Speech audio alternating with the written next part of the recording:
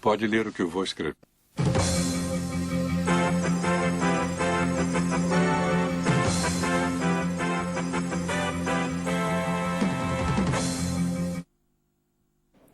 O juiz Maurício Fossen está começando neste momento no Fórum de Santana, em São Paulo, a leitura da sentença de Ana Carolina Jatobá e Alexandre Nardoni. Eles são acusados de matar a menina Isabela Nardoni há 2 anos. Vamos ouvir agora. Fraude processual.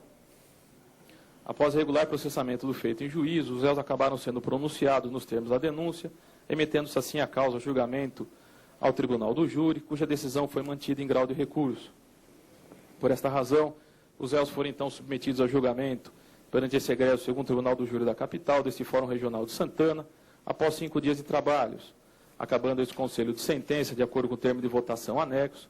reconhecendo que os acusados praticaram em concurso um crime de homicídio contra a vítima Isabela Oliveira de Melo, Isabela Oliveira Nardoni, pessoa menor de 14 anos, triplamente qualificado pelo meio cruel, pela utilização de recurso que dificultou a defesa da vítima e para garantir a ocultação do delito anterior, ficando assim afastada a tese única sustentada pela defesa dos réus em plenário de negativa de autoria. Além disso, reconheceu ainda esse conselho de sentença que os réus também praticaram naquela mesma ocasião o crime conexo de fraude processual qualificado.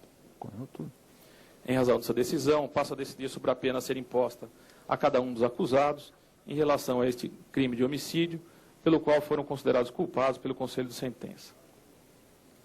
Uma vez que as condições judiciais do artigo 59 do Código Penal não se mostram favoráveis em relação a ambos os acusados, suas penas básicas devem ser fixadas um pouco acima do mínimo legal. Isso porque a culpabilidade, a personalidade dos agentes, as circunstâncias e as consequências que cercaram a prática do crime, no presente caso concreto, excederam a previsibilidade do tipo legal, exigindo assim a exasperação de suas reprimendas nesta primeira fase de fixação da pena, como forma de reprovação social à altura que o crime e os autores do fato merecem.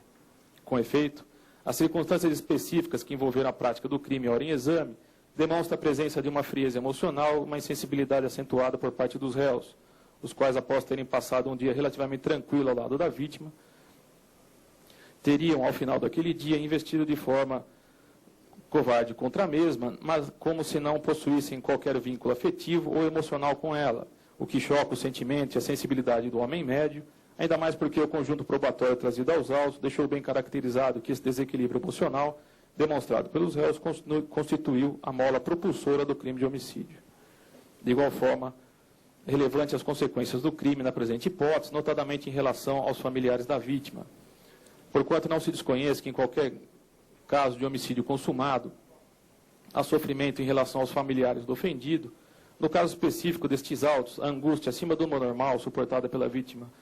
pela mãe da criança Isabela, a senhora Ana Carolina Cunha de Oliveira, decorrente da morte da filha, ficou devidamente comprovada nos autos, seja através do teor de todos os depoimentos prestados por ela nestes autos,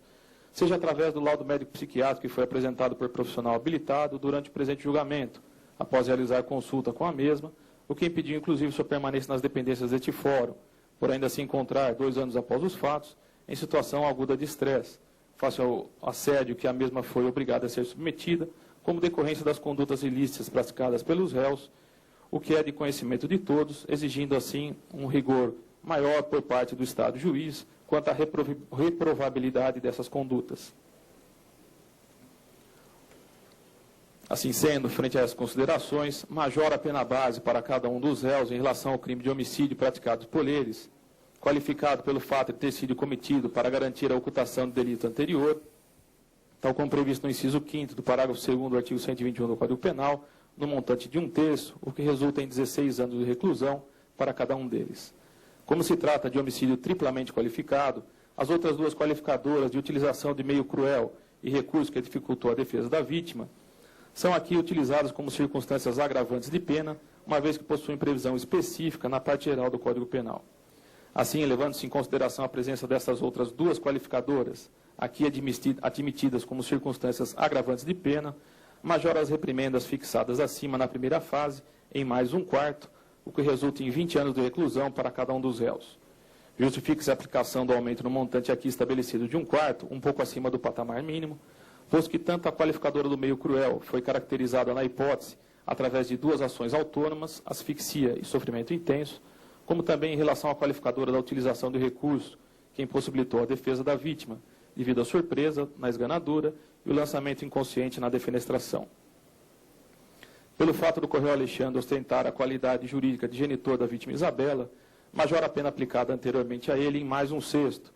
tal como autorizado pelo artigo 61, parágrafo 2º, a linha E do Código Penal, o que resulta em 23 anos e 4 meses de reclusão.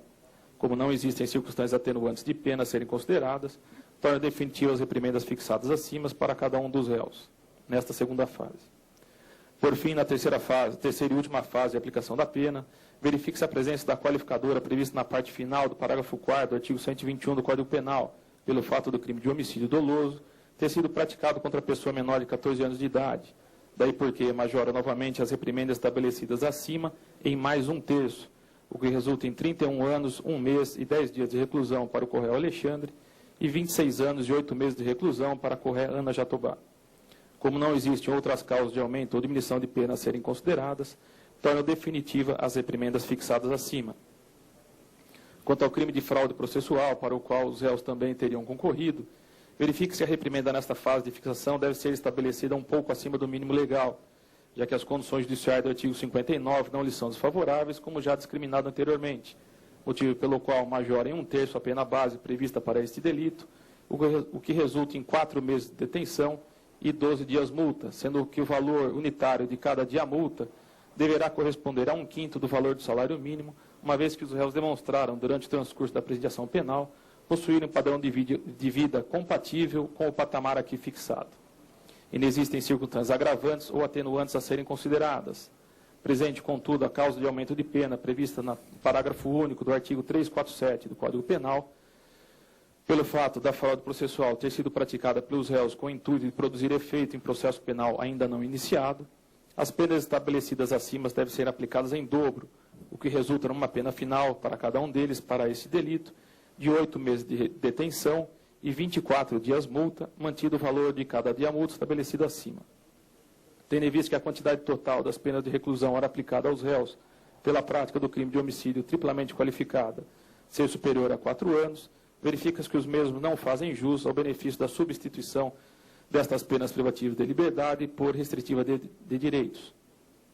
Tal benefício também não se aplica em relação às penas impostas aos réus pela prática do delito de fraude processual qualificada, uma vez que, além das condições judiciais do artigo 59 não lhes serem favoráveis, há previsão específica no artigo 69, parágrafo 1º deste mesmo diploma legal, obstando tal benefício de substituição na hipótese. Ausente também as condições de ordem objetivas e subjetivas do artigo 77 do Código Penal, já que, além das penas de reclusão ora aplicadas aos réus terem sido fixadas em quantidade superior a 2 anos, como já especificado acima, o que demonstra que também não fazem jus ao outro benefício da suspensão condicional do cumprimento destas penas privativas de liberdade.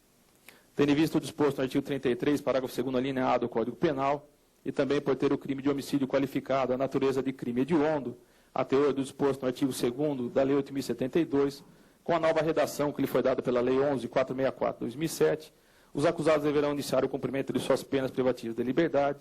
em relação ao desse crime de homicídio em regime prisional fechado.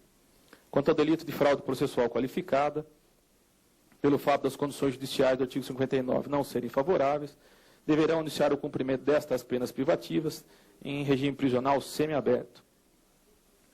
Face à gravidade do crime de homicídio triplamente qualificado praticado pelos réus e a quantidade das penas privativas de liberdade que horas lhe foram aplicadas,